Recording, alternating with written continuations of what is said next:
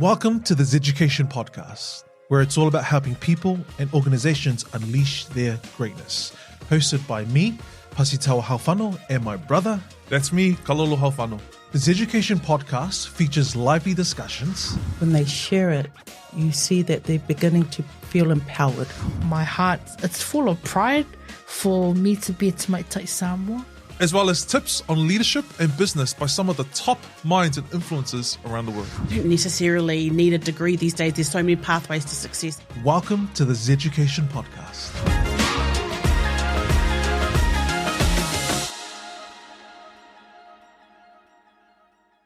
So, welcome to our Zeducation Podcast.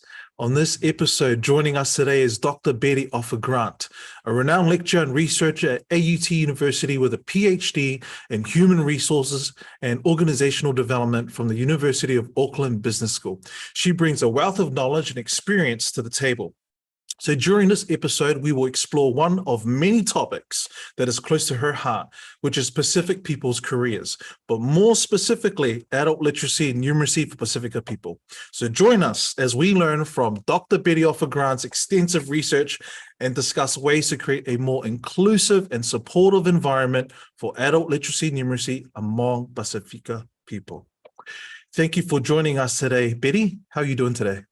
I'm good. Thank you for having me, Pasi. I'm very excited to be here. I like your organization. I'm happy to support your initiatives, and I'm pleased to be here. Yeah, thank you so much for your time. I know you're a busy lady. You got a lot going on. I know you sit on a board as well. You're teaching, you're doing research. I'm just very grateful for your time. So thank you for coming. To kind of kick things off here, share something interesting about yourself that people don't normally know about you. I am a chicken lover. I was just telling you in the beginning that I have 4 female chickens and a rooster. I used to have more than that at one point. They're so lovely. I love chickens. I think they're the most abused animal in the world, but they actually are like really so loving to you. And that's probably the most interesting thing about me is that I do like chickens and roosters. And you might be able to hear them later on when they come up to the window. That's awesome. The most interesting thing. I love it. I love it. So you got chickens and roosters as pets? Yeah. Chickens and roosters. We have a chicken coop. It's made a mess of our backyard and around our house, but it is, when you're working hard all the time, you need to have a hobby or something, and chickens seem to do it for me. Yeah. They just follow you around and they sit with you, and it's quite a cool thing. I love it. I love it. That's different. You're the only person that I know that has chickens and roosters for pets. I was going to say something cheeky there along the lines of KFC, but I don't want to say that. I might offend someone. But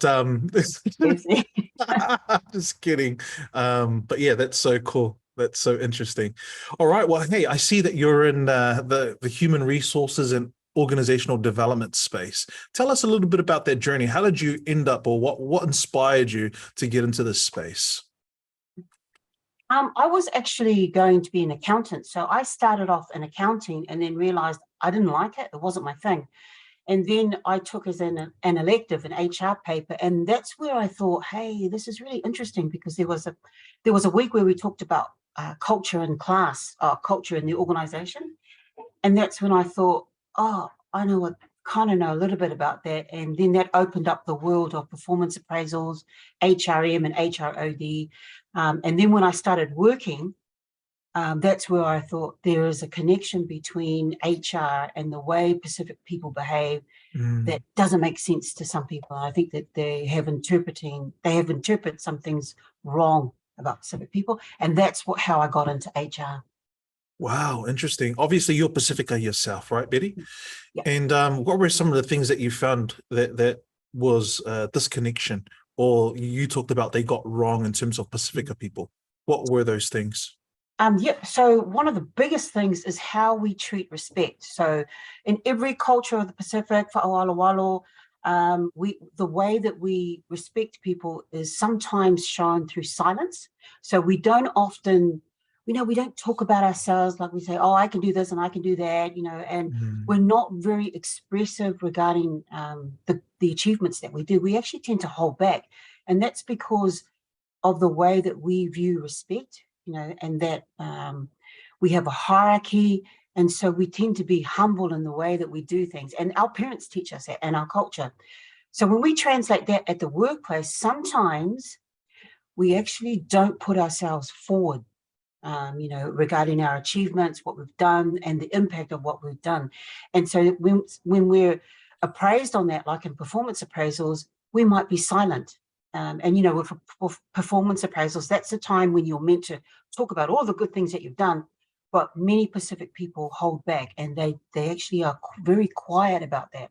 And that's a cultural value that we have. And so how that's interpreted, from my experience being on performance appraisal panels, is that sometimes people think, oh, she didn't say anything, so she's not interested, she's disengaged, or he's dumb, or he just doesn't like what he does. He didn't do anything. So they misinterpret that the way that we portray respect and silence as something negative. Very interesting. Yes, we do live in a world, especially in business, where if you're wanting that promotion, you have to prove yourself. And sometimes they rely on you to prove it. If especially for Pasifika people, our actions speak louder than words. And so we're better at showing it than we are talking about it or saying that we're good at something. But, we live in a world where it's like, where's your CV? You've got the job interview, talk about yourself. What are some of the things that you've achieved? It can be a little bit hard. So culturally understanding that, but also if you are, obviously that's part of the culture. How do you navigate that space for employers? What do you think they can do if they know that silence is one of those things and it's hard to pick up on achievements in that because, they can't get it out of them verbally. So I guess, culturally understanding that, how do you navigate that and still understand and help celebrate and acknowledge some of their achievements? What are some ways? So there's two areas. So one falls on the employer. So the onus falls on the employer to do something. So they must know who are their employees. If you have Pacific people working for you, then you should have an understanding of how they do things, particularly about the way that they view their values, because that's important to them. So employers have a responsibility to get to know their employees and learn about different types of things in the way that it manifests at work. Like the way that we show respect is very different to the traditional way of showing respect. So that's something that employers can do. From a Pacific perspective, a Pacific person also has to accommodate the environment they work in. You have to learn how to be more assertive. Even for me, it's sometimes hard because we tend to resort back to the way that we were raised, to be quiet, to be humble, respectful. But sometimes that is a detriment to our progress. So us as Pacific people, we do need to learn how to be more assertive, which is not a bad thing. It just means that we just have to modify some of the things that we do, our approach. I love that. Yeah, there's two sides of it, right? So the employer, but also the employee, the Pasifika people themselves, having to learn their language, being assertive, what you said as well. There's a difference between being humble and being passive. Passive people just say yes, yes, yes. They just want to please people. And then people end up taking advantage of you kind of thing. Or, just being quiet, not speaking up, being passive. Whereas, you can still be humble and assertive at the same time. That's right. Humble is like, it's not like I'm better than you kind of thing. You can still be respectful. So yeah, it's just navigating that as well from the Pasifika people point of view, that being assertive and humble is possible as well. It's not being rude when you're being direct and clear. So I love that. Some great points there. So I see that you've done some, extensive research in this space, particularly with literacy, adult literacy and numeracy for Pasifika people, right? So, and I've seen this on YouTube on the what was the news, Pasifika News that you were interviewed on. I saw it there, and it was on LinkedIn, and I thought it was quite interesting. So talk to us a little bit about that research around what you found were some of the barriers for Pasifika people when it came to adult literacy and numeracy. So this is a huge research that's funded by MBIE, and it's led by the New Zealand Work Research Institute. And so what they're looking at is how does participating in literacy and numeracy impact on different ethnic groups. So we had a Māori component, Pacific component, and New Zealand in general. when I looked at the Pacific component, I was researching, what's happening out there in the communities. I had a team with me, and we went to the 4 main districts of New Zealand to find out what's going on with Pacific people. What are some of the barriers that contribute to lower levels of literacy and numeracy? And what we found out is that the overarching barrier, the biggest barrier that impacts on whether they can participate and upskill, is poverty. And that's because we're living in a society where the cost of living is too high. And so their number one focus for Pacific people is just trying to survive, trying to get food on the table, trying to pay for their bills, their rent, their mortgage, feeding their families. In New Zealand, we have a housing crisis. We have an infrastructure crisis. We also have pressures on our health systems. And all of those poverty pressures make it worse for Pacific people. So that's the biggest barrier that prevents Pacific people from even wanting to plan to upskill their literacy and numeracy. There's also racism. So institutional racism on every level is the second biggest barrier, where Pacific people, they feel shame or they feel to even go out and get help. Because what we found out is that when they do go out and ask for help, there are racist people at the counters. They have low expectations of them. They make them feel bad. And so Pacific people feel bad. And so they don't go to get help, the help that is available to them. At a work level, we also found out that they're not given these opportunities to enhance their literacy and numeracy. Or if they have been given these courses to attend, these courses are poorly designed. There are racist trainers. There's no cultural competency. The logistics of these courses, they're put in the city or they're put up on a hill. They can't get there, can't find parking. So there's some issues there about how they plan for these organizational courses, that there's something wrong there. The design is really bad. And then from an individual level, a Pacific person themselves, we found out quite a lot of stuff that holds Pacific people back. And the biggest thing is that they sabotage themselves. They self-sabotage, so they stop themselves. And there's some reasons why sometimes Pacific people do this.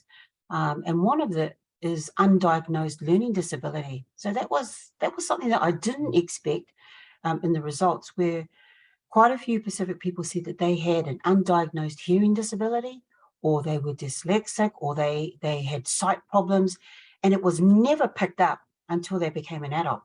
So all those years where you have the fundamental learning, you need to establish literacy and numeracy, was impacted because they had a hearing or a learning disability that they never knew. So that was something that I thought that we needed to explore further. So I'm doing some writing about that later. And the other thing that Pacific people talked about is trauma. So they either experienced racism or from their teachers or from other students, or they experienced beatings from doing poorly in exams from their parents. So the home environment too has a huge impact on whether we want to learn or whether we can learn. So there were lots of things that came out in this research. A lot of it is very sad, I think, for the Pacific people, but on the positive side, it does indicate that we've still got lots of things to do that can enhance the Pacific people in their learning. Wow. It sounds like there's a lot of things that come into play, especially external factors, things outside their control, or things that have happened in the past that's kind of influenced their willingness, their desire, and their circumstances to learn in the present moment. So there's a lot of things, and I'm grateful for the mahi that you've done with your team to help navigate the space, understand the space a little bit better, especially for our Pasifika people. Now that we've found some of the issues, we can start working on them, right? And we can start solving it properly. So I'm grateful for the mahi that you and your team have done. And it's sad to hear that there's still a bit of racism that you talked about that's still going there. And I know that a lot of it can be unconscious as well. Or unconscious, bias, stereotype as well. So those are things we take into consideration. And look, education's in this space. We work with a lot of Pasifika people. We know other providers and teachers in this space. It is a small world for us. And I want to acknowledge also that there might be some struggles, but there's also some great providers, some great facilitators who are doing an awesome work. But it sounds like, based on your research, a majority of it is showing that there's still some of these issues there, which is good, because as education or other providers could just still keep going thinking that these issues don't exist, but they do. And we're not really solving the problem. Or, we're training, doing the best that we can, but they're going back to poverty. They're going back to these places where they feel uncomfortable, and it just makes it harder for them to keep going and keep growing. So I'm grateful that you've brought and highlighted these issues and brought it to the forefront. I guess, during some of these research, what were some of the solutions or strategies that you felt like that could help address some of these issues? I know it's not a one solution or one size fits all type of approach, but just what are some key tips or things we need to consider when trying to address some of these barriers for adult literacy and numeracy for Pasifika? Yes, so when we did this research, we asked the Pacific people, what are your best strategies for going forward, so that we can pass this on to the next generation, or for those who are not quite at that level where they'd like to be regarding their literacy and numeracy. And one of the things that stood out is that you've got to do it yourself, because no one's going to do it for you. So that means you've got to take the initiative and go out there, find out where are these courses, find out who is doing what in the communities. We found out that your organization came up in our results as well. So we found out that Z Education and some of these other Pacific-based educational institutions are creating these programs which are matching the cultural considerations. So if you were an institution, you've got to think, what are you going to teach that's going to get Pacific learners engaged? Who's going to teach it? Because that's so crucial. You have to have people that they can identify with, and you need to have people who know how to navigate the Pacific space, because that's crucial. There's no point having trainers who don't know anything about their learners. So how are you going to get them engaged in your courses? So the design of the courses is very important. You've got to make sure that it matches the learners that you are going to teach. And you must have trainers who have cultural competency. They've got to understand where these people are coming from, so the Pacific communities. Because if you don't get engagement from the communities, then it's pretty much hopeless if you're trying to teach a course when you actually don't understand the people that you are teaching. So you've got to lay that foundation in learning who your learners are. There are some examples of Pacific communities that are doing things for themselves. So the Niuean community, when we went to Wellington, we found out that the Niuean community, the Presbyterian Church, they implemented a maths group that was partially funded by the government by a grant, but also they fundraised themselves. So they recognize that, no one's going to do it for them, that they actually have to step up as a community and a church community and do something. And so they put this plan together, and it was fantastic when I saw what was happening in that community. This is an example of where Pacific people are trying to come up with solutions that are successful for their people. So we know that there are church communities, LDS, they also have a fantastic, brilliant learning programs. We found that out as well. Seventh-day Adventists, Cook Island communities, Samoan, Tongan, and Tuvaluan communities are also stepping up and bringing up their own community-type literacy programs. The thing is that we never hear about these groups. Well, I had not heard about these groups until I got out there. So you really do need to go out, get into the field, and find out what's going on in the communities. Yeah, I totally agree. There's a lot of amazing things our people are doing out there in the community that we don't really get to hear about, until you put yourself out there. And I think that's good advice, I guess, for our Pacifica people, is don't just wait for a solution to be offered to you or to land in your lap. You kind of have to be proactive and go out there as well in terms of, your own personal development as well. Go out there. And our people are really great at that. We're very community oriented, not just family, but community. We share common values, common beliefs. We want, we're going to work together as a community to help solve some of these issues that are happening within our community. And it's quite smart, Betty, that you guys did that. Obviously, the best people to ask for these solutions are the ones who are experiencing the problems themselves. Like, yep, these are the problems. How can we best serve you or help address some of these challenges from your perspective? Go to the grassroots and talk to those people. There was something that you mentioned earlier as well that I wanted to highlight, but you talked about the learning and development. There's a barrier there when we're designing programs, the cultural competency. All right. And, employees might, it's a leadership program, but how's it relevant? How does it connect with me?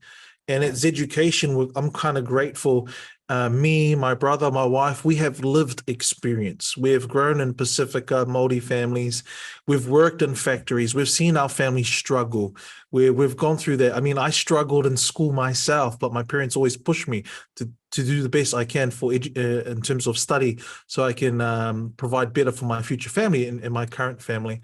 And so I've got lived experience. I've seen it. I've been around it. And so now we've got a business. We're working with people that we can relate to. And they love that. They're like, yeah, I can relate to this person. And we have facilitators as well who can also relate. And we hear this from the employees themselves. They say, we want facilitators that look like us, that understand us. And it's not a racism thing. It's not, I want Pasifika because I'm Pasifika. No, it's culture, it's values. It's like, you look like me, you talk like me, and they feel safer to learn. They're more open to learn. And so that's exactly what we're hearing as well, that is in connection with your research. So absolutely, that's what we're hearing. So in terms of the learning aspect, the designing of the training programs, what are some tips around making it more culturally relevant to our Pasifika people? Do you have any insights around that? So if employers want to design programs, what do they need to consider to make it more culturally relevant for our Pasifika people? Yes, so it's the same advice that came up around policymakers. So when you're trying to design something that has a specific focus on Pacific people or an ethnic group, you have to have people on board in the executive team who are Pacific. Because if you're trying to bring a perspective in that's going to help the Pacific people, then someone in the executive team, or maybe a considerable portion of the executive team, have to be Pacific people, because how can you identify with the challenges and the learners of Pacific people when you're not even Pacific yourself? So, and that goes on with what you say about creating these safe environments for Pacific people to seek help and improve their skills. So that would be the first thing that came out in our research, is that the executive decisions have to include Pacific people in the panel to show representation, but also because of familiarity. And I like what you said, when people see trainers who look like them, they feel familiar, they feel safe. And safety is something that some of these courses, they have the best intentions, but Pacific people walk in and immediately they don't feel safe. And I brought up this example before, and it was a common theme that we found in some of these courses. They walk into the room and there are signs on the board which say English only. And, immediately, if you know that that English is not your first language, then that's your barrier with walking into the room. And of course, you're going to feel stigma or shame, which is not what you want when you go to these courses. So having representation, cultural competency is important, even where you have this course. So the design, like, is it an all-day course? If it is an all-day course, have you provided, breaks? And in these breaks, have you thought about how you're catering? Funny enough, catering came up in the themes as well. And I'm very careful when I have focus groups and talanoa sessions, that when I use catering, I use Pacific catering, because Pacific people, they are more engaged if they see food that they are familiar with.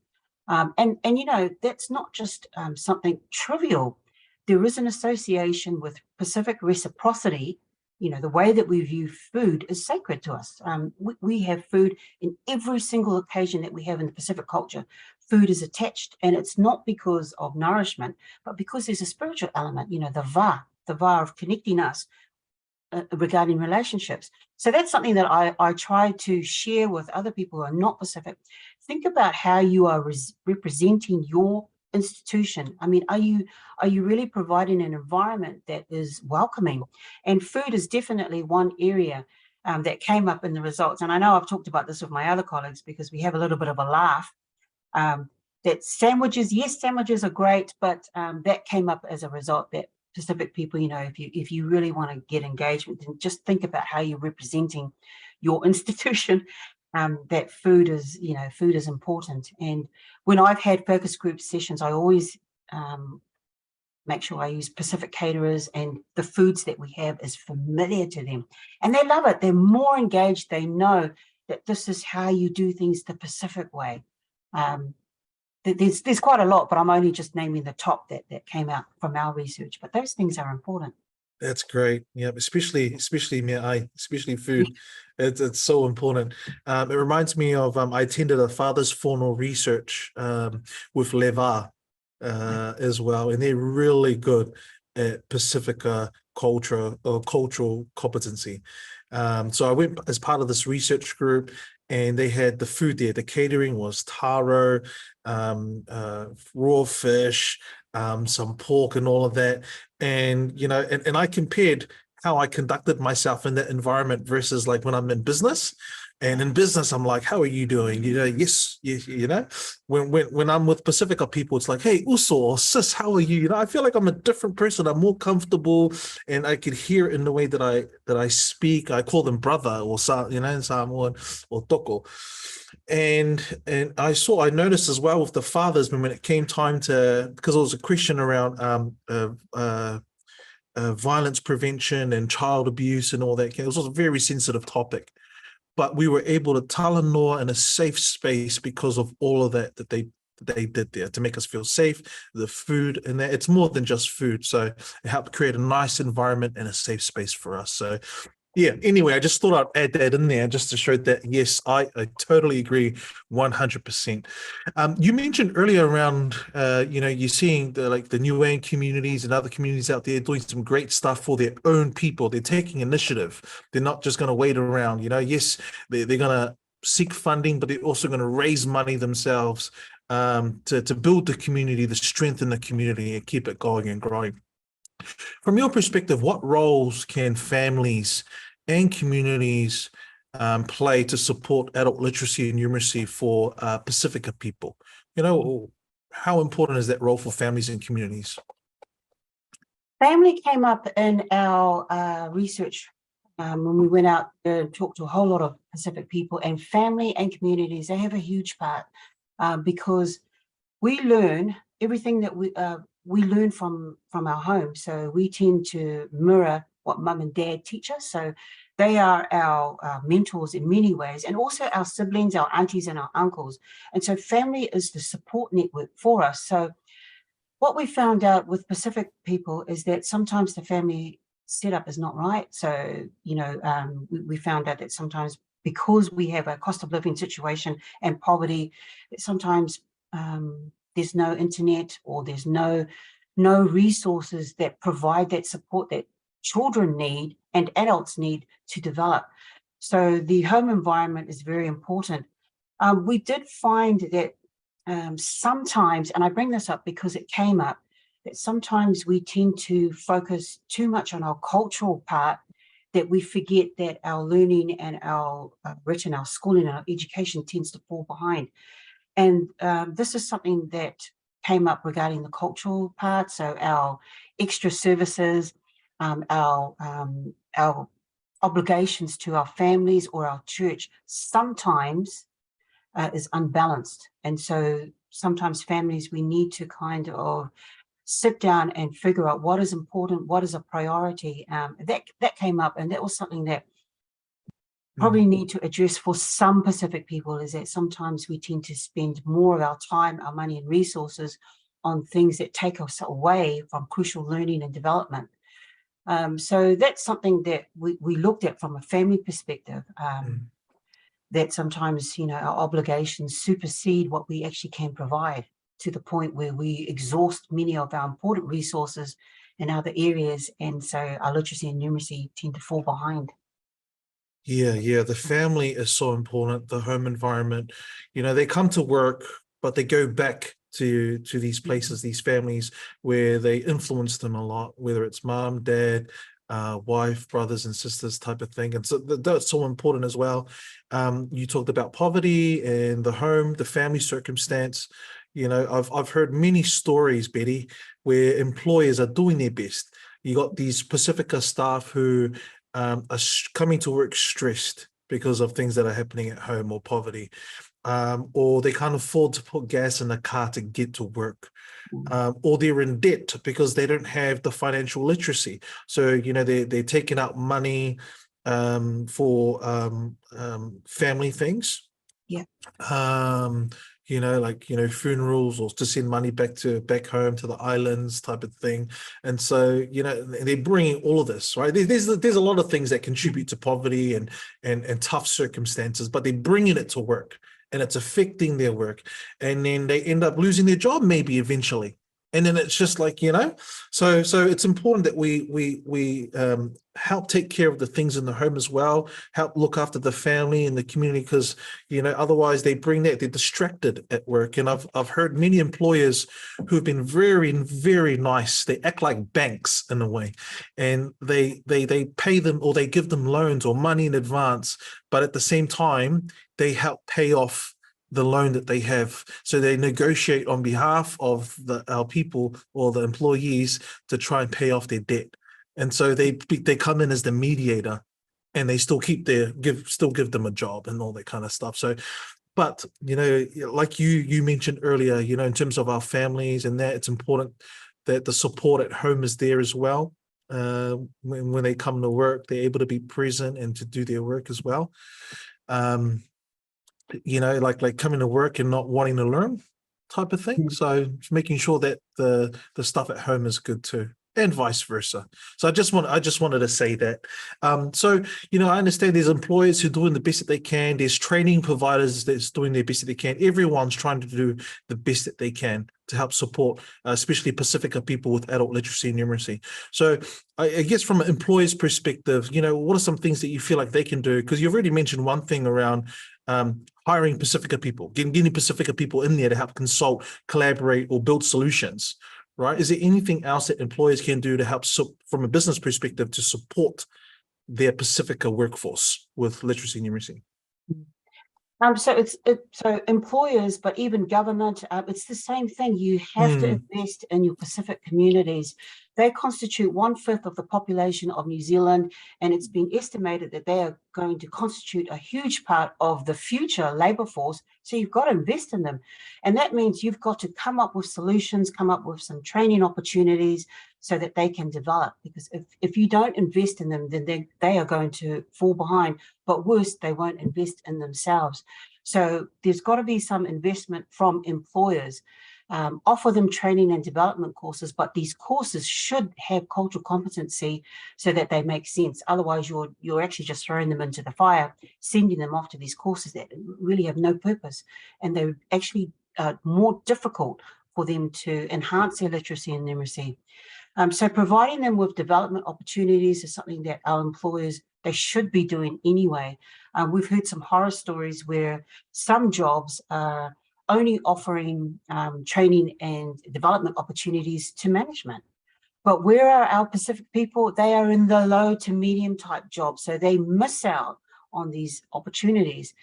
And actually, if we're going to be faithful to our treaty obligations and also to diversity and inclusion promises, then we should be offering training to everybody that is working at your employment, because we want to build that equity so everybody is on the same level. But how can you do that when you're only offering courses to maybe the elite people or people in management? So there's a lot that can be done at the organizational level, also the government level. So that's investing in the people, so that we can invest in ourselves and, you know, have a stronger Pacific community. That's always something that we want to have, we want to strive to. Yeah. I like that. You know, it's not rocket science.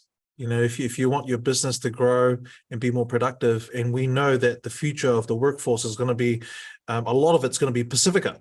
You got to upskill them. You know, if a majority of them is going to be Pasifika, or even right now, you know, Pasifika people are the lowest skilled ethnicity here in New Zealand and the lowest paid.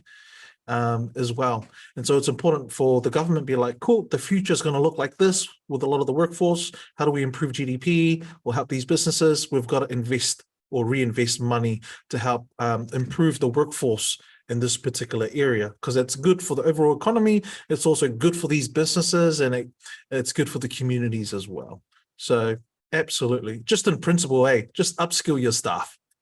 Just upskilling your staff is good for business as well. So I really, really like that. So that's for me, I feel like that's a good solution. That's one solution of many that we need to take into consideration in terms of adult literacy and numeracy, and that's in the workplace. The problems there. Any insights around preventative solutions so I understand that some people will come into the workforce with low literacy and numeracy. That's just how it is. But is there anything before that we could do to help improve literacy and numeracy?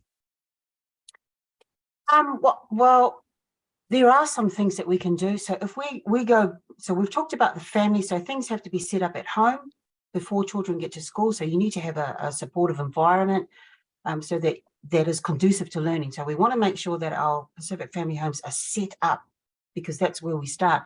But then when we go to schools, we've got to make sure that the school is also inclusive, and that they use innovative ways when they're teaching. So we don't just stick to one way of teaching. We've got to come up with these alternative styles.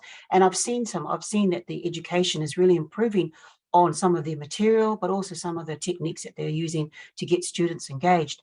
When we go to the workplace, that also has to apply there as well. So we've got to think about intervention strategies to support different types of learners at our jobs. So things like making sure that we have these equitable approaches, so that Pacific learners, they can go on these courses. These courses are good courses, and ultimately it all adds to having efficient and effective, good working staff. But even then, we've got to think about some of the gaps in between. So thinking about health issues, I think I mentioned that before, where it was new in our study. I didn't realize that there was an underlying health issue that impacted on Pacific people. So they might have had an inner ear issue, they might have had dyslexia or a learning difficulty, and they never knew until they were older. And then they had to start working on things to catch up. So, I think that falls into the health system too, about early prevention.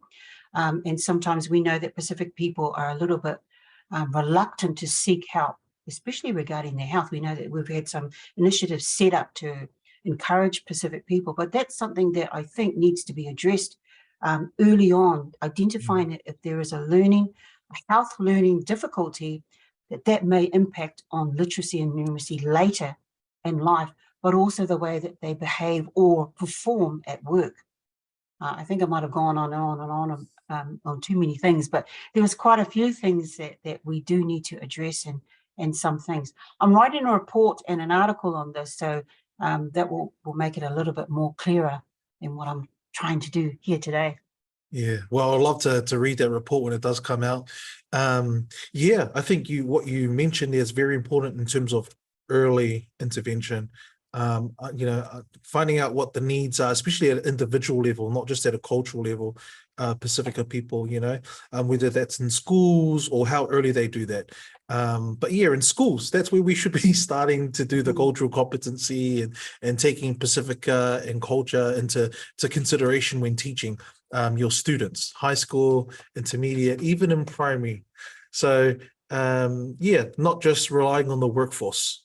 Not just relying on the workforce for that intervention. So some great tips. I guess 2 questions before we wrap it up. And I just want to comment and say you've provided a lot of great insights around the importance of upskilling Pacifica people in terms of literacy, numeracy, and the negative impacts that will happen if we don't do anything about it. But the problem's real, and there are some practical tips and solutions around dealing with it as well. It's not impossible. It is hard, but it's going to take all of us to work together to make it happen. Providers, government agencies, schools, families, communities, all of us to help improve that.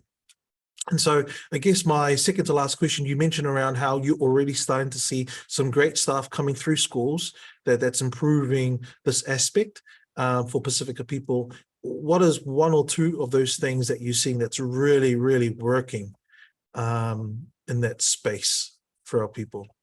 Representation, without a doubt, representation matters. So we need to rethink our approach in these senior leadership executive teams.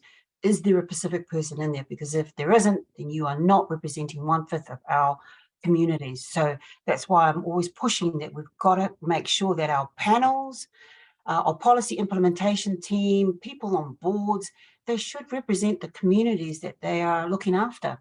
So that's important to make sure that we have the proper representation inside these teams so that the decision-making does reflect the communities. The other thing that I wanted to bring up is that you've got to come up with creative ways to engage Pacific learners or any type of learners. So some things that I've seen that is useful is using real world examples to connect something with something. So if you're teaching a student or somebody about a certain type of theory, use real world examples. Don't use these old style methods or old style thinking when you've got generation Y or Z or millennials. It just doesn't work. You've got to come up with real world examples so that they can understand how to apply this to this. And that's what I noticed. It does work, particularly for myself as a lecturer. I try to use authentic real world examples to connect a theory with something so that students can understand that's what that means. Keeping it as simple as possible to get your message across, because ideally you want to create engagement so that that student learns something and they think, hey, I didn't know it was like that. So coming up with different ways of teaching and learning is important for engagement, and so that student understands that this means this. I've seen quite a few things we do. I saw it in courses as well, where we're starting to see more authentic type approaches, like we might have heard, you probably heard of the service type leadership, different styles of leadership that actually have more meaning to people, and also with the style of leadership that we have with Pacific people. So different styles of ways of learning and teaching. We've got to come up with different ways of doing things because we're not all the same and we don't all learn the same way. I love it, especially the relevant and real life examples that people can relate to, and even stories. Using stories to help portray some of those examples is very, very key, and I've seen work here as education as well. Cool, and thank you so much. My last question is finally speaking to our education audience, which mostly are HR, human resources, L&D, or employers, because those are the type of clients that we work with as well. And some of them employees, some of them their workforce, but looking towards them, one or your final message and advice around supporting Pasifika people, especially when it comes to literacy and numeracy. I guess one of the takeaways that we saw in our research is that you've actually got to do things to help yourself, and that you need to get up and find out what is available out there, because there are some really good courses out there that are available to you to help and support your learning. You also need to look at some of the things that you are doing. Is there some areas that you need help with?